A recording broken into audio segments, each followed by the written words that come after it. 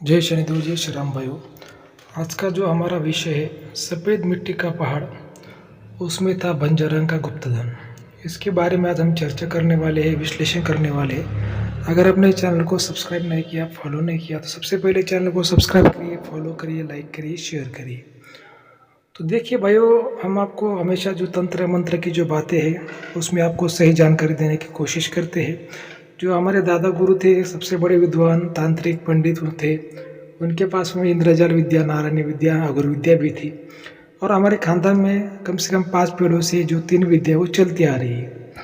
इसी वजह से जो मेरे पास जो तंत्र शास्त्र का जो ज्ञान है वो आपको मैं हमेशा उसमें सही जानकारी देने की कोशिश करता हूँ। तो देखिए, आप सब लोग जानते हैं कि जो कोई गांव होते हैं तो ग्रामीण क्षेत्रों में जैसे सफ़ेद मिट्टी के पहाड़ होते हैं, और वो कुदरती पहाड़ नहीं होते, वो इंसान ने बनाए हुए पहाड़ होते हैं सफ़ेद मिट्टी के। ज़्यादा बड़े नहीं होते, लेकिन लगभग किसी गांव में 30-40 फुट बड़ा पहाड़ होता है, किसी में 50-60 फुट ऐसा बड़ा पहाड़ होता है। ऐसे सफ़ेद मिट्टी के पहाड़ होते हैं। अभी देखिए, वो सफ़ेद जो मिट्टी के पहाड़ पहले ज़माने में क्यों बनाते थे कि पहले जो जंगली जानवर, कोई चोर गांव में, कोई जो डाकू है आते थे, तो दूर से वो देखा जाए, या फिर गांव का जो कोई मुखिया है, राजा है, उस वो पहाड़ पर रहता था, और उसके आजू बाजू में जो उसके कुछ सैनिक रहते थे। तो देखिए, ये सफ़ेद मिट्टी के पहाड़ जब पहले ज़माने में लोगों ने बनाए तो इसमें किसी ने जो धन खजाना सोना ये भी रखा, और कोई कोई सफ़ेद पहाड़ में जैसे जिंदा लोगों को गाड़ देते थे, ऐसा भी होता था। तो ऐसा ही एक सफ़ेद पहाड़ था, और जो उसमें जैसे कोई खजाना भी था और शक्ति भी थी। हमारे जो दादा गुरु के समय की ये बात है, उनके ज़माने की कहानी है। जो जिस गांव में जो सफ़ेद पहाड़ था, और उस गांव का जो मुखिया था, वो तो मुखिया जैसे मर गया, लेकिन जो उसके बच्चे थे, जो वंशज थे, तो वो पहाड़ पर रहते थे, और उस पर जो रहते थे उस सफ़ेद मिट्टी के पहाड़ पर, तो उनके जीवन में बिल्कुल सुख शांति नहीं थी। उनके जीवन की पूरी सुख शांति चली गई थी, और उनके काम धंधे में दिक्कत भी आ रही थी। तो एक दिन उन्होंने हमारे दादा गुरु के पास में वो आए, दादा गुरु को पूछा, गुरु जी, हमारे जीवन में सुख शांति नहीं है, बहुत प्रॉब्लम है, इसका क्या अर्थ हो सकता है, इसकी क्या समस्या है, इसके लिए क्या उपाय करना चाहिए। तो हमारे दादा गुरु उसके गांव में गए थे। दादा गुरु ने देखा कि भाई बहुत बड़ा सफ़ेद पहाड़ है, और उस पहाड़ के ऊपर वो रहता। तो दादा गुरु ने उसको बताया कि तुम क्या करो, इस पहाड़ पर मत रहो, तुम गांव में नीचे कहीं खुली जगह पर रहो।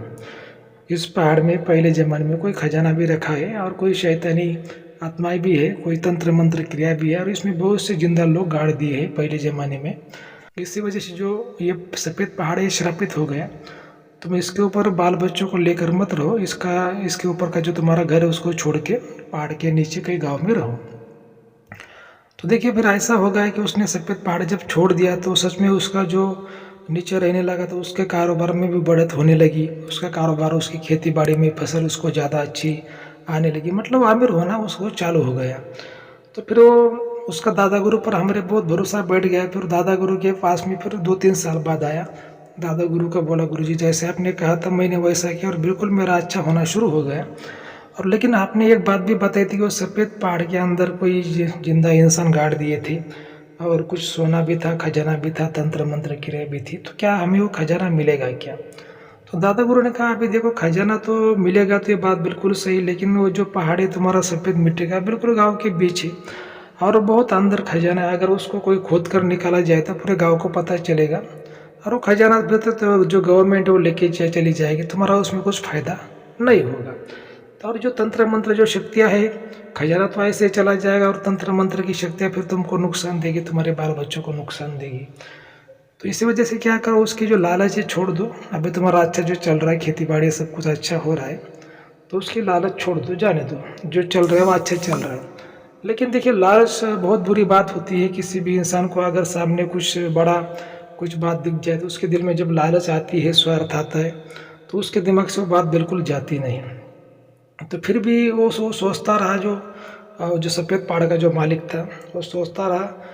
और फिर 1-2 महीने बाद फिर से दादा गुरु के पास में आया, और दादा गुरु को बोला, गुरु जी ऐसा कोई उपाय नहीं का जैसे भी इसको बिना खोद के निकाला जाए, पहाड़ को बिल्कुल ना खोदा जाए, और आप चुपके से अपने आप ही मिल जाए, ऐसा कोई उपाय नहीं किया। तो दादा गुरु ने बोला, ऐसा एक उपाय है, लेकिन क्या करना पड़ेगा, जो शक्ति है उसको जगाना पड़ेगा, और शक्ति खुद तुम्हें आकर दे देगी।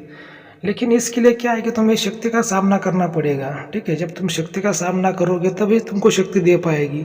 जैसे मान लो कि तो फिर दादा गुरु ने क्या किया, उसका एक उदाहरण समझाने के लिए एक लोटा लिया पूजा का, और दादा गुरु ने बताया मान लो भाई ये पूजा का लोटा है और मुझे तुमको देना है, ठीक है। तो जब मुझे ये लोटा तुमको देना है और ये लोटा तुमको मेरे हाथों से लेना है, तो फिर तो हमें आमने सामने तो एक दूसरे पे खड़ा होना पड़ेगा, मुझे तुमसे बात करनी पड़ेगी, तुमको भी मुझसे बात करनी पड़ेगी, एक दूसरे को देखना पड़ेगा, तभी तुम ये लोटा ले पाओगे ना। तो वैसे ही शक्ति अगर तुमको अपने आप तो धन देगी, लेकिन शक्ति का सामना तुमको करना पड़ेगा, उसको देखना पड़ेगा, उससे बातें करनी पड़ेगी। और इस समय में अगर तुम डर गए, तुम थोड़े हिचकिचाए, तुम्हारी धड़कनें अगर तेज हो गए, तुमको फिर अटैक भी आ सकता है, तुम मर भी सकते हो, दिल का दौरा भी पड़ सकता है। तो ये बहुत रिस्क वाला काम है। लेकिन उसके दिल में बहुत लालच था, वो बोला गुरु जी देखो किसी भी हालत में मुझे हमारा जो खानदान का जो धन है, हमारे दादा परदादा का, ये मुझे मिलना चाहिए और ये उपाय मैं करने को तैयार हूँ। फिर दादा गुरु ने उससे संकल्प लिया, और संकल्प लेने के बाद में फिर दादा गुरु ने बोला कि ठीक है मैं तेरे घर पे आऊँगा और तेरे को हम इसका जो उपाय हो कर देंगे।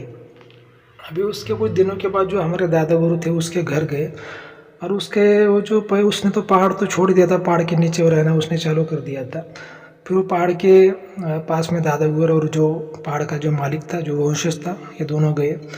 दादा गुरु ने जो शक्ति थी उसको जगा दिया, और वहाँ पे जो पहाड़ का जो मालिक था उसके हाथों का थोड़ा सा खून लेके शक्ति को दे दिया। अब जैसे ही शक्ति को खून दे दिया तो शक्ति जाग गई, और फिर दादा गुरु ने अभी उसको बोल दिया, जो पहाड़ का जो मालिक था, तो बोल दिया भाई जो शक्ति अभी तेरे को कभी भी मिलने को आ सकती है, क्योंकि धन तेरे को शक्ति देने वाली है, तेरे को कभी वो दिख सकती है, बातें कर सकती है, डरने का नहीं। अगर तू डर गया तो मान लो कि तुम मर गए, ठीक है। तो बोला दादा गुरु मैं कभी डरता नहीं हूँ, मैं बहुत बड़ा पहलवान हूँ, मैं कुश्ती करता हूँ, बहुत सालों से मैं कुश्ती खेलता हूँ, ऐसा दादा गुरु को बोलने लगा। तो दादा गुरु बोले भाई भगवान तेरा भला करे, फिर वहाँ से वो निकल गए। तो उसके 4-8 दिन बाद क्या हुआ कि जैसे कि वो जो सफ़ेद पहाड़ का जो मालिक था उसको कुछ खेत में, उसका गन्ने का कुछ खेत था, और वो गन्ने के खेत में उसको कुछ पानी देने के लिए जाना था, कुछ काम था उसका। तो गन्ने के खेत में वो रात को लगभग 8-9 बजे वो चला गया। अभी देखिए वो जब रात के समय में गन्ने के खेत में वो जाना उसने चालू कर दिया, तो जो शक्ति थी वो सफ़ेद मिट्टी की, जो बंजर की जो शक्ति थी वहाँ पर आत्मा की सफ़ेद मिट्टी के पहाड़ में। तो भाई वो जो शक्ति है, जो बंजर रंग की जो शक्ति थी, उसकी आत्मा वो जो खेत का जो सफ़ेद पहाड़ का जो मालिक था उसके पीछे वो जाना उसने चालू कर दिया। और जैसे वो गन्ने के खेत में गया तो उसको ऐसी कुछ आवाज़ आना चालू हो जाए, जैसे कोई चेन बज रहा है, कोई खनखन जैसी उसको आवाज़ आना चालू हो गया। और उसने जैसे ही पीछे मुड़कर देखा तो उसको जो बंजर रंग की जो आत्मा है, जो शक्ति थी, उसको दिखी। और हालांकि वो शक्ति उससे बात करने के लिए आई थी, क्योंकि वो शक्ति उसको बात करना चाहती थी कम से कम 7-8 दिन से, लेकिन उसको मौका नहीं मिल रहा था। और उसको लगा अभी खेत में अकेला तो इससे बात की जाए, लेकिन जो शक्ति का जो रूप था, जो आत्मा का जो रूप था, बहुत ही डरावना था। उसको देखकर जो खेत का मालिक है वो खेत में ही बेहोश हो गया। उसके बाद में फिर लोगों ने सुबह देखा कि भाई ये घर पे क्यों नहीं आया, तो फिर वो लोग उसको खेत में ढूंढने को चले गए। तो लोगों ने देखा खेत में बेहोश पड़ा हुआ है, फिर उसको लेकर ये घर पर आ गए। उसके बाद में वो इतना बीमार पड़ गया कि लगभग वो 6 महीने तक बीमार रहा, एक जगह पे पड़ा रहा। उसके बाद में फिर हमारे दादा गुरु को बुलाया गया, दादा गुरु ने फिर उसका बंधन कर दिया, और वो फिर शक्ति से जो कुछ शक्ति का जो नेगेटिव प्रभाव था उससे मुक्त हो गया। फिर उसने दादा गुरु के हमारे चरण छू लिया, और दादा गुरु को बोला दादा गुरु जी आपने जो कहा था बिल्कुल सही कहा था, कि शक्ति की हिम्मत करना कोई आम इंसान की बात नहीं।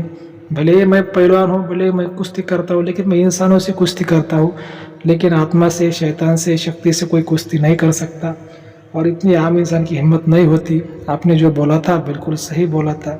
अभी मेरे को ये खजाना भी नहीं चाहिए, कुछ भी नहीं चाहिए मैं, और इसके अभी मेरे दिल में कोई लालच भी नहीं है। दादा गुरु ने फिर उसको बोला भाई देखो मैंने तुमको पहले उपाय बताया, उससे तुम्हारा अच्छा होना शुरू हो गया था, फिर बाद में तुम ये धन के लालच में पड़ गए। मैंने तुमको बोला था कि ये कोई आसान बात नहीं है, अगर ये मिलेगा तो फिर तो कोई, अगर मान लो कि कोई धन इतने आसान रास्ते से मिल जाता, तो ये जो सफ़ेद पहाड़ है यहाँ से 100 साल 200 सालों से फिर इसको आज तक तुम्हारे वंशज इसको कोई भी निकाल लेते। पहले ज़माने की बातें हैं, जो पहले ज़माने के जो तुम्हारे पूर्वज थे उन्होंने बहुत बड़ा इसके ऊपर टोटका। इसी वजह से अभी इसकी लालच छोड़ दो, जो तुम्हारा भगवान तुमको दे रहा है इसमें तुम्हारी भलाई है। अच्छा खेती बाड़ी करो, जो फसल आती है उससे तुम अमीर बन जाओगे। और फिर दादा गुरु उसको आशीर्वाद दे के वहाँ से चले गए। तो भाई देखिए ऐसी बात होती है, अगर आपको ये बातें बिल्कुल हमारी सही लगती है, अच्छी लगती है तो आपको चैनल को फॉलो करना है, सब्सक्राइब करना है और एक अच्छा त्रिगुणात्मक आपको गुरु करना है, आध्यात्मिक गुरु करना है। ऐसा गुरु करना है कि जिसके पास में त्रिदेवता, त्रिशक्ति, त्रिविद्या का ज्ञान हो। या ऐसा गुरु आपकी हमेशा मदद कर सकता है। फिर ऐसे आपको ज्ञानी गुरु करना है। तो ठीक है भाइयों, जय श्री देव, जय श्री राम, धन्यवाद।